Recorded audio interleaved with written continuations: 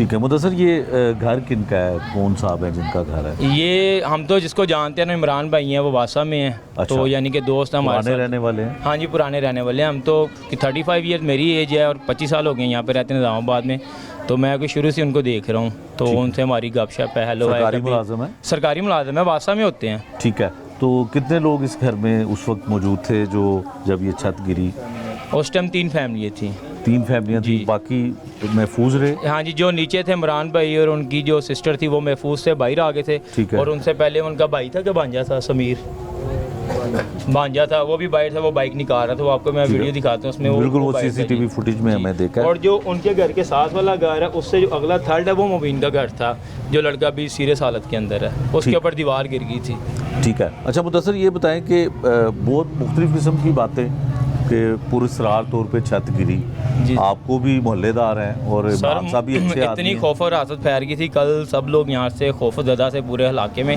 इतनी उसकी डिस्टॉर्शन थी, इतनी ज़्यादा उसकी धड़कन थी कि हम खुद हैरान थे कि पता नहीं कि बम ब्लास्ट हुआ है या कि ड्रोन गिरा है, हमें समझ ही नहीं थी आ रही। लेकिन अब फिर कल इन्होंने इलाका सारा सील कर दिया था, सारी गली सील थी, बम डिस्पोजिबल, सिविल डिफेंस, तो दावा वाले काफ़ी लोग आ गए थे, तो वो रिसर्च कर हाँ बड़ी मदद के लिए जी सर।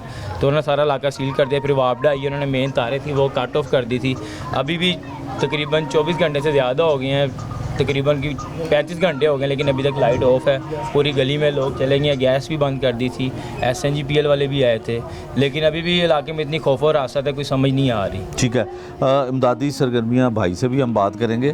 इमदादी सरगर्मियाँ बर वक्त पहुँची, आपने अपनी मदद आपके तहत लोगों की जान बचाई। ये दोनों नौजवान जिन्होंने सबसे पहले यहाँ पे पहुँचने की हिम्मत की और उन ज़ख्मियों को भी निकाला, जो रेस्क्यू की टीमें हैं, जो दीगर रफ़ाई इदारे हैं, जो हुकूमती नुमाइंदे हैं, जो पुलिस का काम है, आप क्या समझते हैं बर वक्त हुआ? और अगर बर वक्त हुआ तो अब क्या होना चाहिए? सर बर वक्त तो सबसे अच्छा पहले ये काम हुआ, चाहे वो रेस्क्यू लेट आई है, लेकिन हमने निकाल के रेस्क्यू के हवाले किए हैं। ठीक है। हम बंदे निकालते रहे, रेस्क्यू वाले उनको ट्रीटमेंट आगे करते रहे हैं, टीके शीके, उनको फौरी डैमेज थे जहाँ पे उन्होंने अपना ट्रीटमेंट करना शुरू कर दिया था।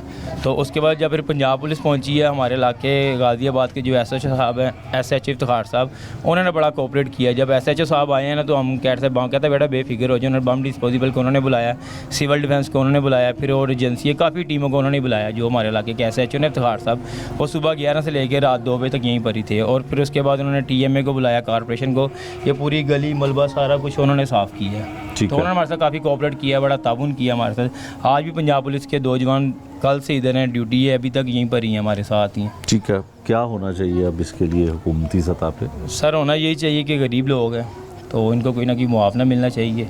जाहिर सी बात है, घर गिरा है, वासा का मुलाजम है, गरीब आदमी है, उसके साथ दूसरा घर है, तीसरा घर है, एक को नहीं सारे तकरीबन इसकी सराउंडिंग में 10 घर आए हैं। जो सामने वाला घर है, जो पीछे वाला घर है, उनकी भी दीवारें फटी हैं। इन घर की माली इमदाद होनी चाहिए, क्योंकि मरीम नवाज़ पंजाब को एक माँ की हैसियत से देख रही हैं। तो उनको रिक्वेस्ट करेंगे मरीम नवाज़ को कि इस इलाके में आएँ तो इन लोगों की मदद करें। ख्वाजा सलमान रफ़ीक साहब से रिक्वेस्ट है, रात वो हॉस्पिटल पहुंची हैं तो उन्होंने बच्चे की जो सर्जरी हुई है वो भी करवाई है, तो उनसे भी रिक्वेस्ट है कि सर इनकी माली इमदाद कीजिए। मोहल्ले वालों की एक ही गुजारिश है।